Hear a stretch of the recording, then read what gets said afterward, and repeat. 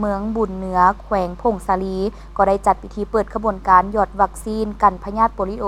วันซักยาแห่งชาติให้แก่เด็กน้อยอายุลุ่ม5 ปีในวันที่ 2 มีนาคม 2026 ที่โรงเรียนเลี้ยงเด็กอนุบาลพัฒนาโชคไซเมืองบุญเหนือแขวงพงสาลีได้จัดพิธีเปิดขบวนการหยอดยาวัคซีนกันพยาธิโปลิโอวันซักยาแห่งชาติให้แก่เด็กอายุ0-59 เดือนพร้อมทางซักยาวัคซีนฮอบปกติโดยการเป็นประธานและกล่าวเปิดพิธีของท่านอู่คำตุลาพันธ์รองประธานคณะกรรมการปกครองแขวงพงสาลีผู้ชี้นำของเขตวัฒนธรรมสังคมแขวงเข้าร่วมมีดร.ไสนุภาพสุจันทร์หัวหน้าแผนกสาธารณสุขแขวงพงสาลี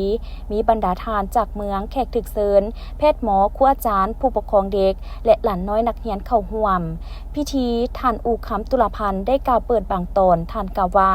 เพื่อลดพรการพลาดโอกาสเด็กน้อยที่บ่ได้รับวัคซีนกันพยาธิในรอบปกติผ่านมา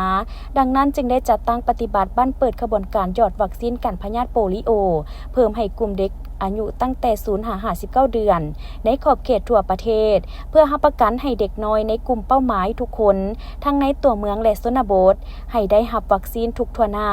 โดยบ่ให้เด็กคนใดพลาดโอกาสย้ำใดภาคและรัฐบาลลาวให้ความสำคัญและพยายามเอาใจใส่ส่งเสริมและเอาใจใส่ในการรักษาสุขภาพให้แก่เด็กน้อยที่เกิดมาทุกคนเพื่อให้เขาเจ้าได้เข้าถึงการบริการพื้นฐานการรักษาสุขภาพที่จำเป็นและถูกต้องดังนั้นสปป.ลาวก็คือกระทรวงสาธารณสุขและองค์การปกครองแขวงพงสาลีเห็นว่ามีความจำเป็นจะต้องได้เฮ็ดขบวนการหยอดยาและซักยาวัคซีนให้แก่เด็กกลุ่มเป้าหมาย